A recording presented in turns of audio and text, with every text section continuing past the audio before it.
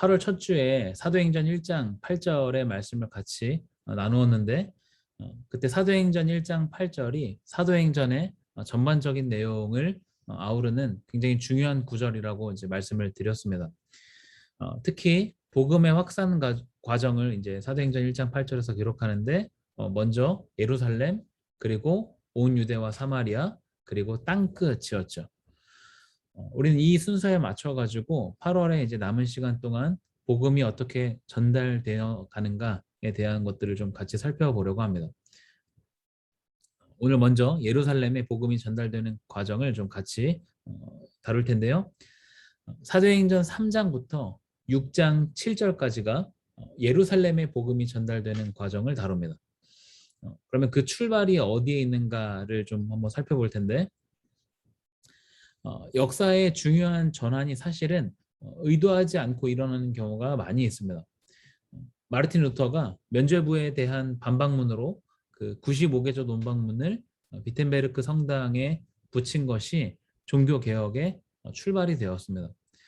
그런데 마르틴 루터가 내가 면죄부에 대한 반박을 시작으로 종교개혁을 일으켜야 되겠다라거나 아니면 구교와 신교를 갈라놓고 그 갈라놓는 그 중심에 내가 있어야 되겠다라고 다짐한 적이 없습니다. 그저 돈으로 죗값을 대신할 수 있다는 그 당시 가톨릭의 그 논리에 이것에 대해서 부당하며 목소리를 냈고 그것이 이제 개혁의 흐름을 타고 있던 그때의 중요한 종교개혁의 디딤돌 역할을 했던 것이죠. 예루살렘의 복음이 전파되는 것도 이것과 유사한 점을 찾을 수 있는데요. 우리가 사도행전의 그 1장 내용을 조금 기억해 보신다면 제자들은 마지막까지 예수님의 말뜻을 정확히 이해하지 못했고 그 상태에서 예수님이 승천하셨습니다.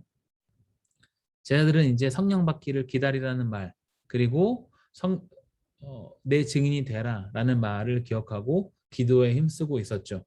그리고 정말 성령이 임했고 성령으로 충만해졌습니다. 그 결과 어떤 일이 벌어졌는가? 제자들이 여러 나라의 말로 하나님의 크심을 말하게 됐습니다. 자, 그러면 그게 끝인가? 성령으로 충만해졌으니 여기가 마지막인가? 그게 아니라 이제 시작을 이야기하죠. 사도행전 3장에는 성령으로 충만한 제자들이 어떠한 일을 하고 있는지를 잘 기록하고 있습니다. 우리가 사도행전 3장 1절을 좀 같이 한번 찾아보겠습니다. 사도행전 3장 1절입니다.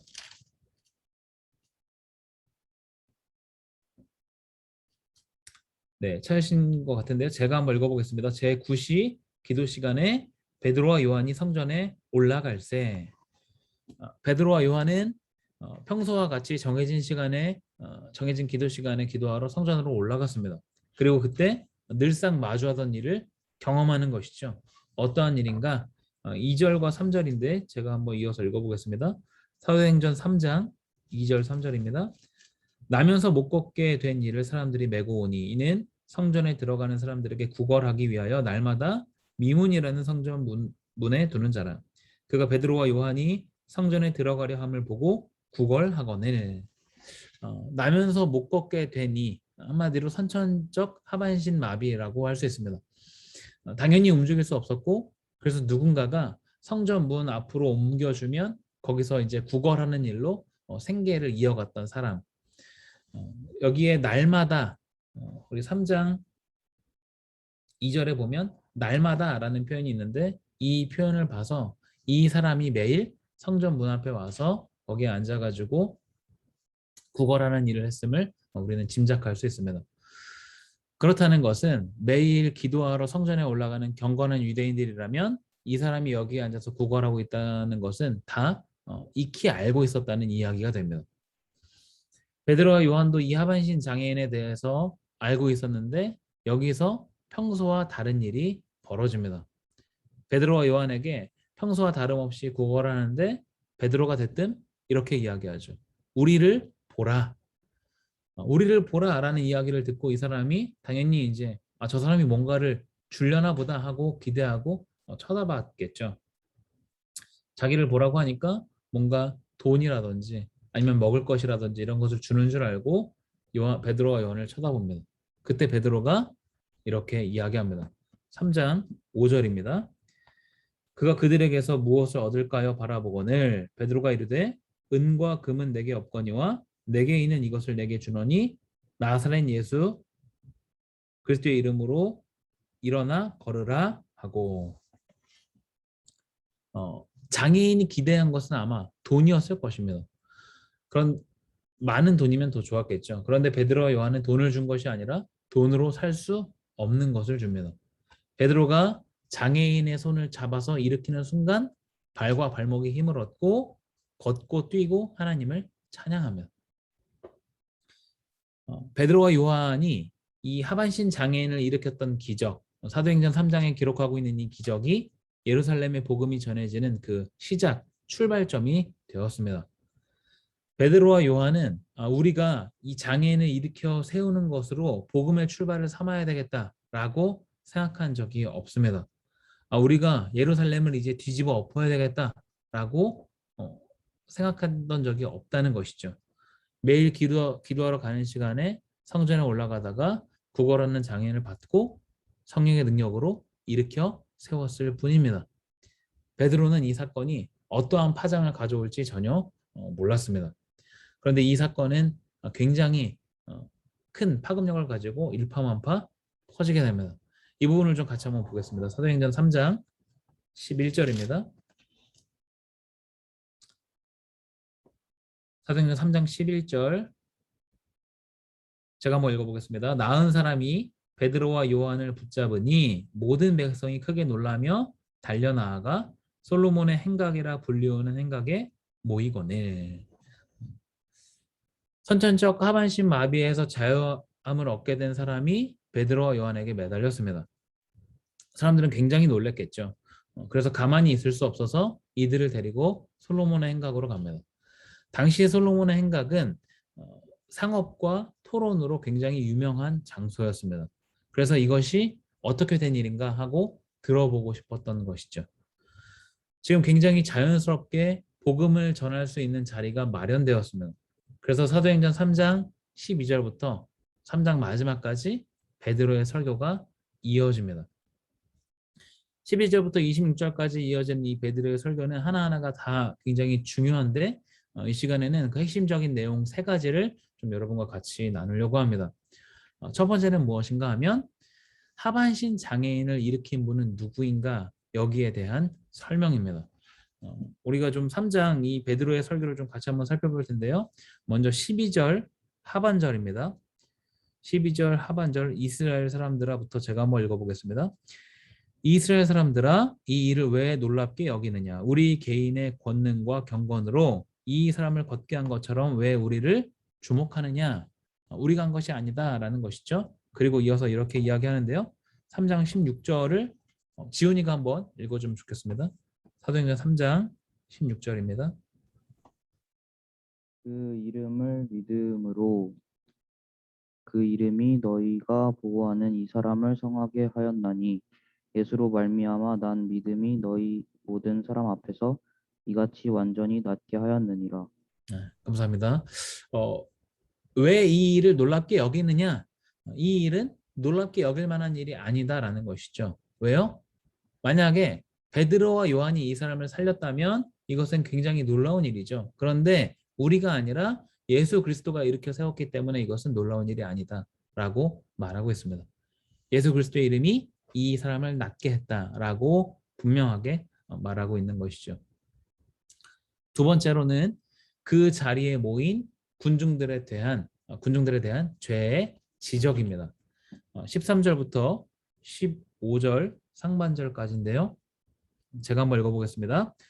아브라함과 이삭과 야곱의 하나님 곧 우리 조상의 하나님이 그의 종 예수를 영화롭게 하셨느니라. 너희가 그를 넘겨주고 빌라도가 놓아주기로 결의한 것을 너희가 그 앞에서 거부하였으니 너희가 거룩하고 의로운 일을 거부하고 도리어 살인한 사람을 놓아주기를 구하여 생명의 주를 죽였도다. 방금 읽었던 12절 하반절과 16절 사이에 있는 내용입니다. 13절부터 15절까지. 베드로는 지금 예수 그리스도께서 이 사람을 낫게 했다라고 그 핵심적인 말을 하기 전에 이분이 어떤 분인가에 대해서 먼저 말하는 것이죠. 우리 조상의 하나님께서 예수를 영화롭게 하셨다. 즉 그분이 하나님의 아들이자 메시아로 오신 분이다라는 것을 밝히는 거죠. 그런데 그 메시아를 우매한 너희들이 알아보지 못하고 십자가에 달려서 죽게 했다. 거룩하고 의로운 일을 거부하고 도리어 살인한 사람을 놓아주기를 구했다라고 말하죠. 거룩하고 의로운 이는 예수님을 이야기하고요. 살인한 사람은 바라바, 당시에 예수님과 같이 누구를 명절이기 때문에 누구를 놓아줘야 되겠는가라고 물어봤을 때 오히려 살인자였던 바라바를 놓아달라고 했던 그 사람을 이야기합니다. 몇 달 전에 예루살렘에서 있었던 일을 지금 베드로가 다시 상기시키고 있습니다. 그리고 마지막 쐐기꼴로 생명의 주를 너희가 죽였다라고 이야기합니다. 여기서 우리가 기억해야 할 사실이 있습니다. 지금 사도행전 3장 솔로몬 행각에 모인 사람들은 유대인들이죠. 이 사람들은 50일 전에 예수님께서 골고다 언덕에 올라가서 거기에서 못 박히실 때 실제로 그 자리에 있던 사람들입니다. 어떻게 그때 있던 사람들이라고 확신할 수 있는가? 유대인들이 신약 시대에도 계속해서 지키고 있었던 명절이 있습니다. 유대인들의 3대 명절이 있죠. 하나가 유월절, 그리고 오순절, 마지막이 초막절입니다. 이 3대 명절에는 디아스포라 유대인들, 즉 외국에 나가 있는 유대인들이 많은 사람들이 모여가지고 예루살렘에서 하나님을 예배합니다. 그리고 성전에서 이제 예배 드리는 것이죠. 사도행전 2장에서 성령 강림을 받을 때 그 사건을 자세히 보면 전 세계에서 예루살렘으로 모여든 사람들이 등장하는데 이 사람들은 디아스포라 유대인들, 외국에 나가 있다가 오순절을 지키기 위해서 모인 사람들입니다.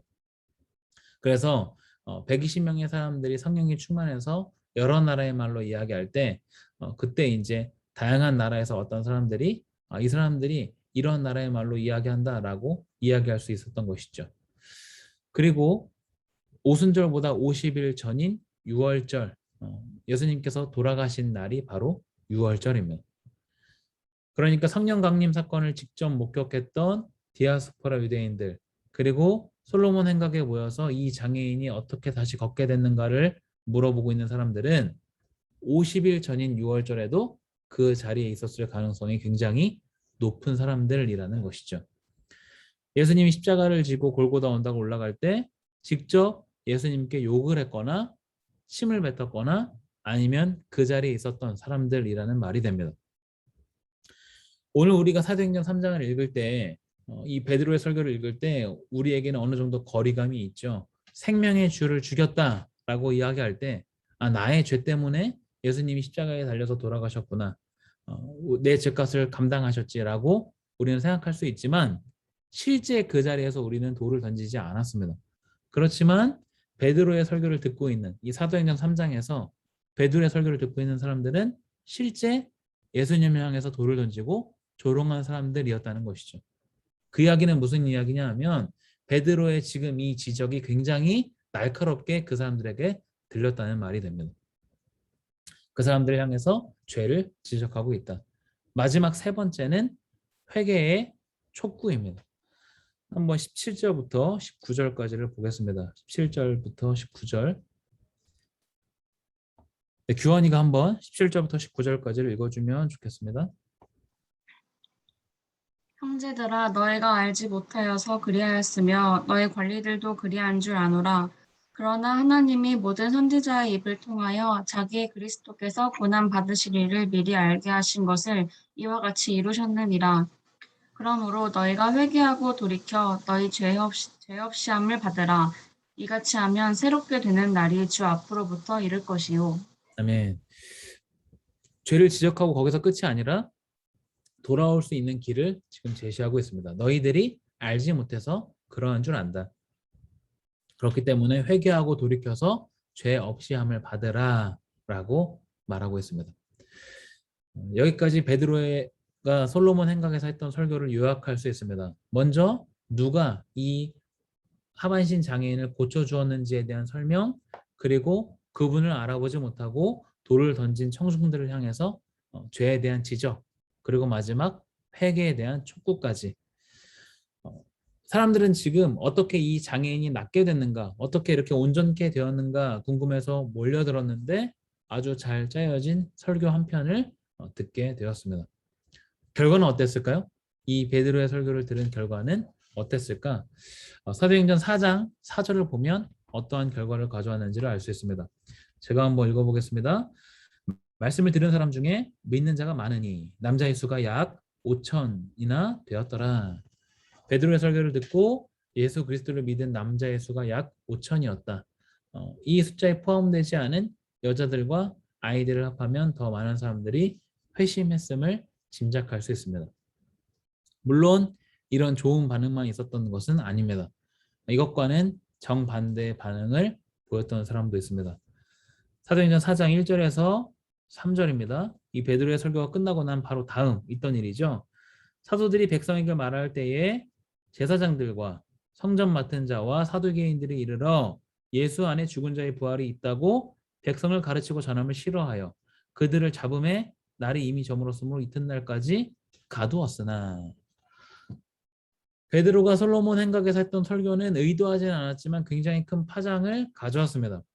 듣고 회심한 사람도 물론 있었지만 당시 종교 지도자들은 굉장히 싫어했습니다. 그래서 감옥에 가두었다라고 지금 말하고 있는 것이죠. 왜 그렇게까지 싫어했는가? 예수를 가르치고 선포했기 때문이고 당시 사두개인들이 받아들이지 않았던 부활에 대해서 가르쳤기 때문입니다. 그래서 사도들을 가두고 그 다음날 신문합니다. 너희들이 무슨 권세로 이러한 일을 했는가? 너희들이 무슨 권세로 이런 말을 했는가? 사도들은 예수 그리스도의 이름으로 장애인을 낫게 했고 구원은 예수님께만 있음을 설파합니다. 종교 지도자들은 그 말을 듣고 별다른 말을 할 수 없었습니다. 왜냐하면 오랜 기간 장애인으로 있던 사람이 실제로 병이 나았고 이 사도들과 같이 있었기 때문입니다. 그래서 앞으로 예수의 이름으로 말하지 말고 이 이름이 더 퍼지지 못하게 위협하고 더 이상 그런 설교를 하지 말라라고 협박합니다. 유대 사회에서 종교 지도자들의 권위는 하늘의 새도 떨어뜨릴 정도로 막강했습니다. 이들의 제안에 당연히 이 사도들이 수긍할 줄 알았지만 이 베드로와 요한에게 돌아오는 대답은 전혀 달랐습니다. 오늘 본문인데요. 19절과 20절 제가 다시 한번 읽어보겠습니다. 베드로와 요한이 대답하여 이르되 하나님 앞에서 너희의 말을 듣는 것이 하나님의 말씀을 듣는 것보다 옳은가 판단하라. 우리는 보고 들은 것을 말하지 아니할 수 없다 하니. 너희의 말을 듣는 것이 하나님의 말씀을 듣는 것보다 옳은가 너희 스스로 판단해라. 우리는 보고 들은 것을 말하지 않을 수 없다. 오늘 본문이기도 한 이 구절은 권위가 누구로부터 오는가를 아주 잘 보여줍니다.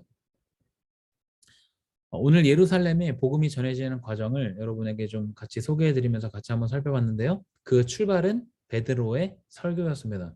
이 설교로 인해서 예루살렘에 소문이 나게 되고 종교 지도자들에게 붙잡히게 되고 그리고 그것이 오히려 그들에게까지 예수님에 대해서 전하는 계기가 됩니다. 베드로와 요한이 의도하지는 않았겠지만 성령이 충만해서 내딛는 발걸음을 하나님께서 귀하게 사용하셨던 것이죠. 본문의 말씀을 통해서 성령을 이미 소유하고 있는 저와 여러분들이 어떠한 삶을 살아야 되는가를 좀 배우게 됩니다. 성령에 이끌려서 내딛는 작은 발걸음이 역사의 중요한 전환을 가져오게 합니다. 당장 그것이 눈에 보이지는 않는다 하더라도 이것은 결국 큰 물결을 만들어냅니다.